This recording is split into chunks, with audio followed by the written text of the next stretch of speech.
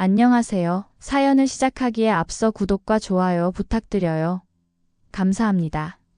사연 시작해 볼게요. 제 인생에서 가장 행복했던 순간과 가장 절망스러웠던 순간이 하루 사이에 일어났어요. 지금 생각해봐도 그날의 기억은 너무나 선명해요. 저는 6살 아래 여동생과 단둘이 살아왔어요. 부모님이 제가 15살 때 교통사고로 돌아가시면서 저는 어린 나이에 가장이 되어야 했죠. 대학 진학은 꿈도 꾸지 못했어요. 동생을 키우고 먹여 살리는 게 우선이었으니까요.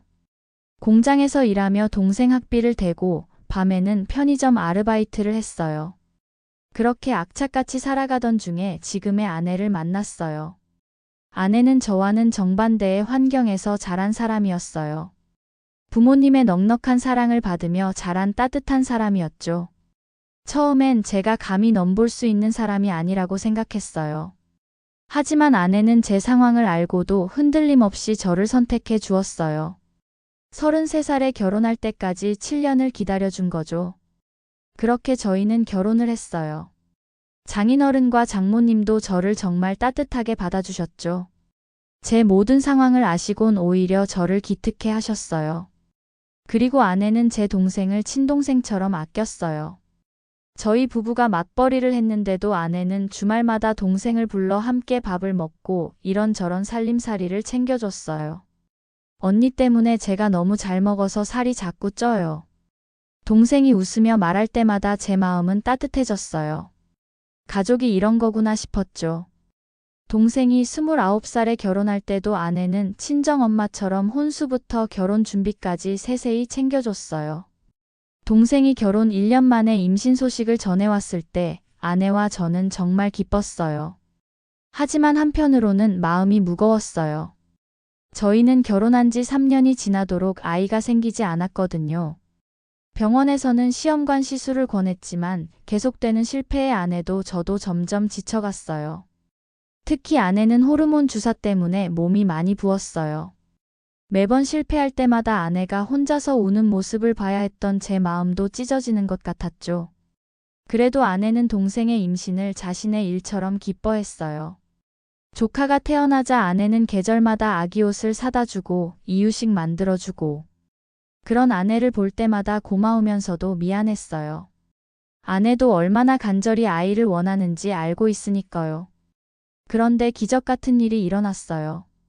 결혼 6년 만에 아내가 임신을 한 거예요. 임신 테스트기에 2줄이 나타났을 때 아내와 저는 서로를 붙잡고 울었어요. 임신 테스트기에 2줄이 나타났을 때 아내와 저는 서로를 붙잡고 울었어요. 정말 우리 아기라는 것이 믿어지지 않았어요. 장인어른과 장모님도 너무 기뻐하셨어요. 그동안 아이가 없어서 힘들어하던 저희를 따뜻하게 감싸주시며 축하해 주셨죠. 동생도 정말 기뻐하며 이제 자기 아이와 사촌지간이 될 거라고 했어요. 임신 사실을 안 뒤로 아내는 휴직을 했어요. 너무 힘들게 얻은 아이라 꼭 지키고 싶었기에 내린 결정이었어요. 임신 기간 내내 아내는 정말 행복해했어요. 배가 나올 때마다 신기해하고 태교 음악을 들으며 배를 쓰다듬는 모습이 천사 같았어요. 저도 퇴근하면 아내 배에 대고 아기와 이야기를 나누곤 했죠. 아빠라고 인사를 하고 빨리 나와서 함께 놀자고 말하며 행복한 시간을 보냈어요. 임신 34주가 되던 날이었어요. 회사에서 일을 하고 있는데 아내에게서 배가 너무 아프고 진통이 온 것 같다는 전화가 왔어요. 제 심장이 쿵 내려앉았어요. 아직 예정일까지 6주나 남았는데 급하게 회사를 나와 집으로 향했어요. 동생에게도 연락했죠. 집에 도착하니 아내가 침대에 누워서 진땀을 흘리고 있었어요. 얼굴이 새하얗게 질려 있었죠. 제가 아내를 부축하려는 순간 아내가 갑자기 어지럽다고 하더니 그대로 쓰러지는 거예요. 마침 동생도 도착해서 함께 당황했어요. 저는 아내를 업고 동생이 부축해서 차에 태웠어요. 운전하는 내내 손이 떨렸어요. 아내가 중간중간 의식을 잃었다가 깨어나기를 반복했거든요. 조금만 참으라고 곧 병원에 도착한다고 계속 말했어요. 응급실에 도착해서 의료진에게 아내를 맡겼을 때 저는 다리에 힘이 풀려 주저앉을 뻔했어요. 동생이 제 어깨를 붙잡으며 괜찮을 거라고 위로해줬죠. 1시간쯤 지났을까요? 담당 산부인과 의사 선생님이 나왔어요. 표정이 심상치 않았어요.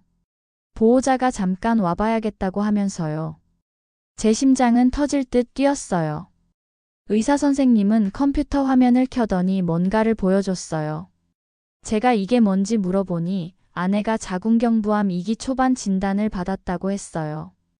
이미 임신 20주쯤에 확인했던 것 같은데 보호자에게는 말하지 않았던 것 같다고 했어요. 순간 머릿속이 하얘졌어요. 무슨 소리인지 이해가 안 됐죠. 뭐라고 하는 건지 다시 물어보니 자궁경부암이라고 했어요. 임신 중에 발견된 케이스인데 아내가 태아를 위해 치료를 미뤄온 것 같다고 했어요. 그런데 지금 조기 양막 파수가 일어나서 응급 제왕절개를 해야 한다고 했어요. 제 다리가 후들거렸어요. 동생이 제 팔을 붙잡았죠. 그럼 아내는 어떻게 되는지, 아이는 어떻게 되는지 물어보니 일단 응급 수술부터 진행하겠다고 했어요. 아기는 34주라서 미숙아지만 생존 가능하다고 했어요. 다만 신생아중환자실에서 집중치료가 필요할 거라고 했어요. 수술실 앞에서 기다리는 시간이 평생 가장 긴 시간이었어요. 동생은 계속 제 손을 잡고 있었고 장인어른과 장모님도 급하게 달려오셨어요. 장모님이 어떻게 됐냐고 물으시며 눈물을 흘리시자 저도 참았던 눈물이 쏟아졌어요. 수술이 끝나고 의사 선생님이 나왔어요. 수술은 성공적으로 끝났고 아기도 무사하다고 했어요. 하지만 의사 선생님의 표정은 여전히 무거웠어요. 아기는 1.8kg로 저체중으로 폐 기능이 아직 미성숙해서 인공호흡기를 착용하고 있고 감염 위험도 있어서 신생아중환자실에서 집중관리가 필요하다고 했어요. 신생아중환자실에서 본 우리 아기는 너무나 작았어요.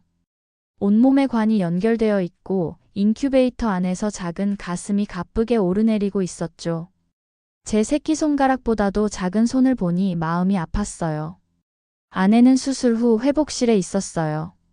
마취에서 깨어나자마자 아기를 찾았죠. 아기가 무사한지 간절한 표정으로 묻길래 아이는 건강하다고 했어요.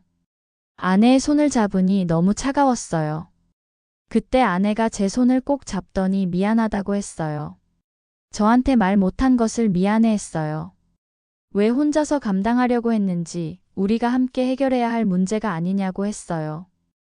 아내는 너무 어렵게 얻은 아기라서 혹시 치료 때문에 아기에게 해가 될까봐 무서웠다고 했어요. 아내의 눈에서 눈물이 흘렀어요. 저도 더 이상 참을 수 없었죠. 다음 날 의사 선생님과 상담을 했어요. 다행히 림프절 전이는 없는 상태라고 했어요. 출산 후 6주 뒤부터 근치적 자궁적 출술과 동시항암방 사선 치료를 시작하면 완치 가능성이 높다고 했어요. 5년 생존율이 80% 정도 된다고 했어요. 조금은 희망적인 소식이었어요. 하지만 아직 우리 아기가 위험한 상황이라 마음을 놓을 수 없었죠. 첫 주는 정말 힘들었어요. 아기의 산소 포화도가 떨어지고 감염 수치도 올랐어요. 의사 선생님께서 미숙아는 면역력이 약해서 감염에 취약하다며 항생제 치료를 하고 있지만 며칠 더 지켜봐야 한다고 했어요. 매일 병원에서 살다시피 했어요. 아내는 몸조리를 해야 하는데도 휠체어를 타고 신생아중환자실로 왔어요. 아기를 위한 아내의 모습은 놀라울 정도였어요. 둘째 주가 되자 조금씩 좋아졌어요. 인공호흡기 압력을 줄일 수 있었고 감염 수치도 떨어지기 시작했어요. 간호사가 체중도 100g 늘었다며 좋은 신호라고 했어요. 그 말에 저희는 서로를 꼭 안았어요. 셋째 주 즈음엔 인공호흡기를 뗄 수 있었어요. 산소 마스크만 착용한 채로 혼자서 숨을 쉬는 아기를 보니 정말 감격스러웠어요. 아내와 제가 우리 아기가 스스로 숨쉬고 있다며 정말 대견해했어요. 넷째 주가 되고 나서는 젖병으로 분유를 먹기 시작했어요. 처음엔 10ml도 못 먹었는데 점점 양이 늘어났죠. 체중도 2.2kg까지 늘었어요. 의사 선생님이 이제 체온 조절도 혼자 할 수 있을 것 같다고 하셨어요. 다섯째 주가 되어서야 드디어 인큐베이터에서 나와서 일반 신생아용 침대에 누웠어요. 처음으로 아기를 직접 안을 수 있었죠. 그 순간 지난 한 달 넘짓한 시간의 모든 고생이 보상받는 기분이었죠. 그리고 그 다음 주엔 아기의 체중이 2.5kg에 달했어요. 모유 수유도 가능해졌고요. 의사 선생님께선 이제 퇴원 준비를 하면 된다고 했어요. 그 말에 아내와 저는 기쁨의 눈물을 흘렸어요. 한편 아내의 치료 계획도 세워졌어요. 산후 6주 검진에서 몸 상태를 확인한 후 근치적 자궁적 출수를 받기로 했어요. 의사 선생님께서 수술 후 회복기간 4주, 그 다음 동시항암 방사선 치료 6주 과정이라고 설명했어요. 힘들겠지만 완치를 위해서는 필요하다고 했어요. 아기와 함께 집에 온 첫날 밤, 저는 아기를 품에 안고 아내와 함께 앉아 있었어요. 정말 꿈 같다고 했어요. 저도 우리가 이 모든 걸 이겨냈다는 게 믿어지지 않았어요. 아기는 평온하게 잠들어 있었어요. 작지만 건강하게 자라고 있는 우리 아이를 보니 앞으로 어떤 어려움이 와도 이겨낼 수 있을 것 같았어요. 아내의 수술날이 다가왔어요. 수술은 5시간이 걸렸어요. 그동안 저는 아기를 돌보며 제발 아무 일 없이 수술이 끝나기를 기도했어요. 다행히 전이 소견 없이 깨끗하게 제거됐다고 했어요. 회복 기간 동안 저는 휴직을 내고 아내와 아기를 돌봤어요. 아기는 날마다 커갔어요. 웃기도 하고 옹알이도 하고. 동시항암 방사선 치료가 시작됐어요. 처음 몇 주는 부작용이 심했어요.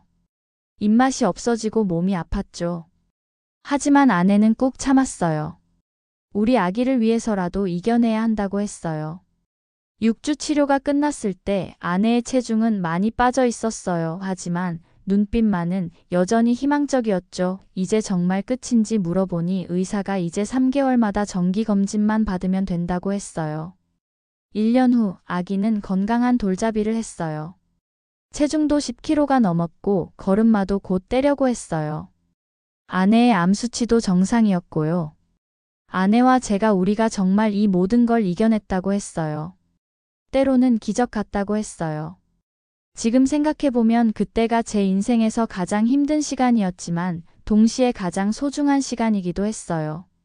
아내와 함께 어려움을 이겨내면서 더욱 단단한 가족이 될 수 있었거든요. 2년이 지난 지금 아내는 완전히 건강을 되찾았어요.